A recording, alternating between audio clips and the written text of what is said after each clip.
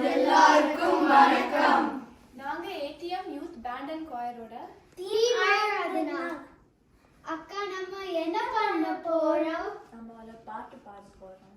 அக்கா நம்ம என்ன ஸ்பெஷல் பண்ண போறோம்? நம்ம அக்கபெல்லா ட்ரை பண்றோம்.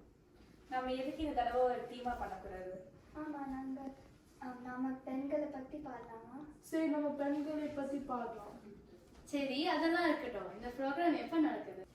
Saturday, April 26th, East Forsyth High School. நீங்க எல்லாரும் மறக்காம நம்ம ஏடிஎம் ஓட சித்திரை திருவிழாக்கு வந்துருங்க.